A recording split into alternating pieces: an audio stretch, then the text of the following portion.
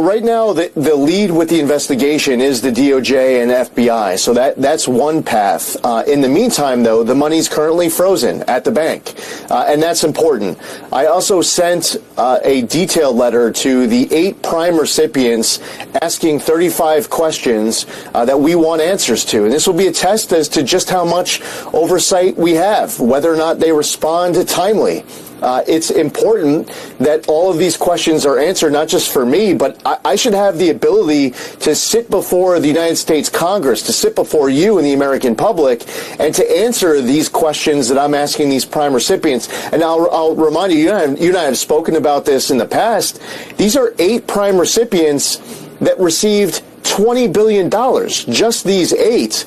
And some of these entities were created just to receive this money, like the one NGO linked to Stacey Abrams that only received $100 in 2023, got $2 billion in 2024. Oh my God, $100 in 23, $2 billion in 24. It's amazing to me because they talked so much about the importance of the climate change. Is this a kickback? Is it theft? Is it graft? What would you call it? All the above. It's a green slush fund. $20 billion parked at an outside bank towards the end of the Biden administration, given to just 8 NGOs. You just named a bunch of them.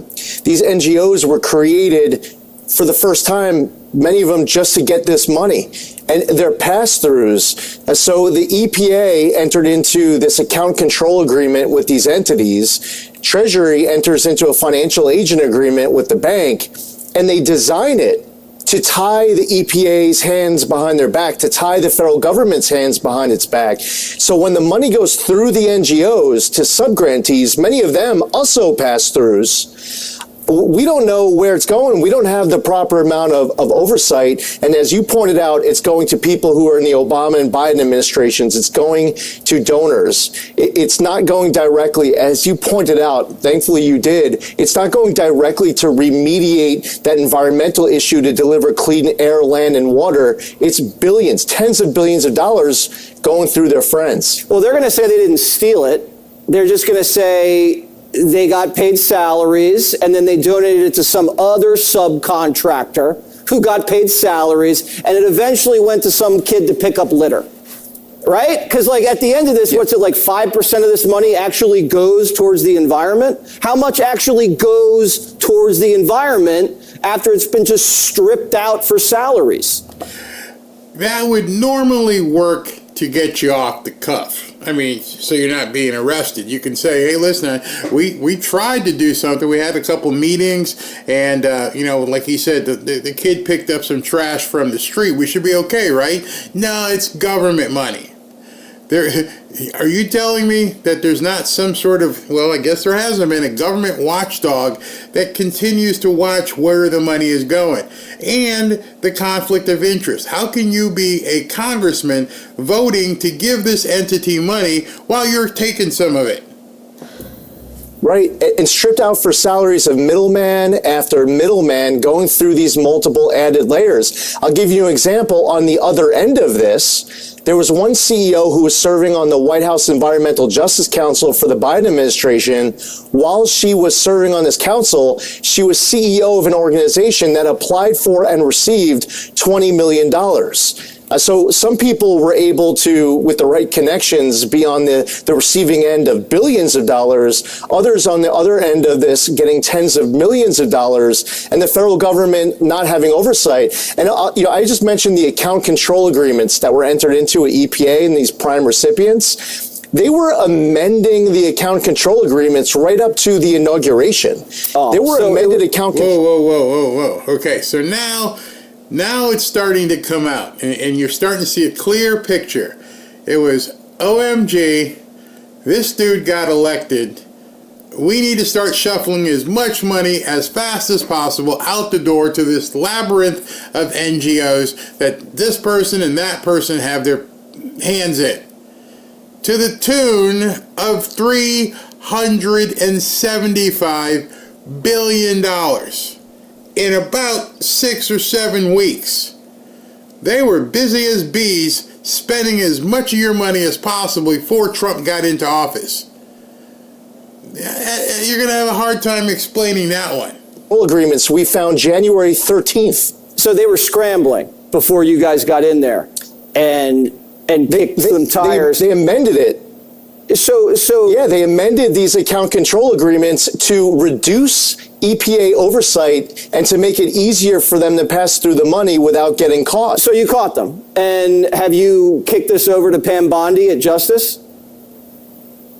Yeah, the Justice Department and FBI have been working very closely with us. They've been working hard on this. My conversation. And now you know why the rats are scrambling. Now you can actually, it makes sense to me now. After you take all this in, there's two things that make a lot of sense.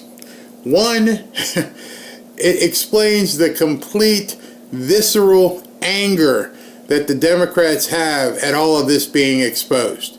Because they know what's coming. It's just a matter of time. And each one of them who dipped their toe in this water and filled up a cup and put it in their refrigerator, you're going to get caught. Jasmine Crockett, you can see some of the exposés that people are putting out on her and how she went from basically nothing to, tens of millions of dollars. How Jeffries came into office $40,000 in debt. And in a matter of a couple years, he's now worth $36 million. How do you go from $40,000 in debt to $36 million net worth, only making $175,000 to $200,000 a year over the last 5 years? Okay, it's virtually impossible. Unless, of course, you hit the lottery 3 or 4 times, which you have to show. And I bet you can do this from congressperson to congressperson to congressperson. That one of the reasons, and Robin has said it to me, she's like, our government would be done. There's so many people stealing, it's so widespread over such a long period of time. I don't know if we would have enough people to operate the government. Never mind staffing some of these agencies, they're all, like Tim Burchett said, they're all into it. AOC, millions. We know she was broke. She was a flipping bartender. And now she's worth, how? Explain it.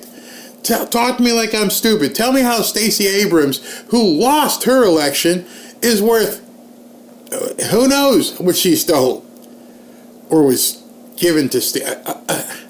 How?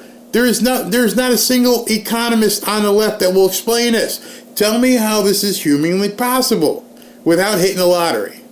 Without hitting a lottery or having a dead uncle leave you $1 gazillion. How did you go from broke, from being a woman in Atlanta with no money, putting up signs in the street, and all of a sudden you got $1 gazillion? You can go all the way back to President Obama. You were what? You were an activist? I didn't know an activist was a job. And then somehow you still were broke, and then you became president, and then you get out of the presidency, and you're worth like $100 million. Oh yeah, because I wrote a book. What? There's another big money laundering scandal thing. Write a book that nobody buys, but all of a sudden it's on a New York bestseller. Yeah, I believe the New York bestseller list. It's absurd. And it's been that way for quite some time. The only people losing money are the good people. Since Donald Trump came into the office worth billions, and his network has dropped. Elon Musk, working for the government, before he started working for the government, well, he's still the richest man in the world, but before he's lost like 90... I got a Tasmanian devil out there. He has lost $90 billion of net worth. Why is it that the good people lose money, yet the bad people keep cashing it in? With the Attorney General, she seems very focused and motivated. Same thing when I had an opportunity to speak to our great new FBI director. We have to ensure that there's accountability here, and we have to make sure that the federal government reestablishes oversight. We can't afford as a country to have this kind of money wasted. We should have zero tolerance for even a penny of waste and abuse. Wow. But there should be no way that tens of billions are going up. A lot of scandals in the Biden administration, but this seems like a whopper. Glad you found it out. Lee Zeldin, time. we really appreciate it. Let's get to the... You said those very words, actually, in the speech about that you'll help in cutting that, in speaking about Doge. So this is Elise Slotkin, who gave the rebuttal after Trump's State of the Union address, or rather joint address to Congress. And she's talking about, in her speech was like, it's not about the cutting, it's the way you're cutting. And so these two women from CBS were like, okay, so you said you were thinking about doing some cuts. What? Because that is a question that no Democrat can answer honestly. So what would you like to cut? Pretty simple.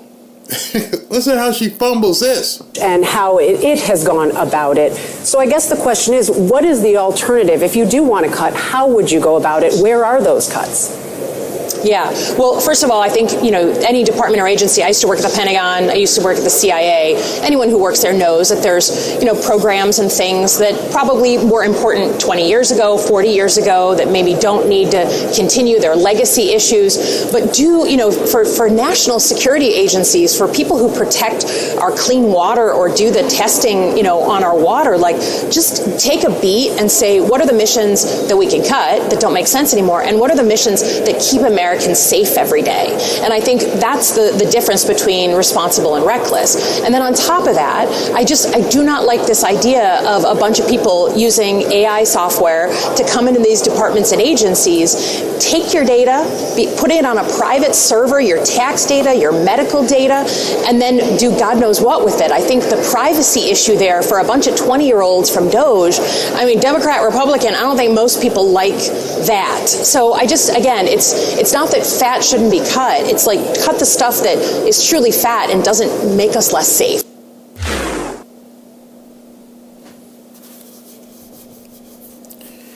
Do you have an idea what it is?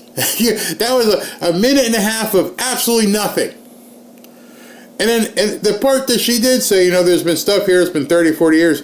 Oh, well, why hasn't that been cut? If it's old and decrepit and no longer useful, why has that been cut? Hasn't been cut. They don't have an answer. There is literally no answer. She went from talking about, what things are old and antiquated and we need to get rid of them to, the Social Security numbers, they got your private data. And I've said the answer to that response many a time, which I would have said if I was the person interviewing her. And that answer is pretty simple. Prior to Elon and Big Balls and those guys on Doge looking at the data, who had access to the Social Security numbers before him?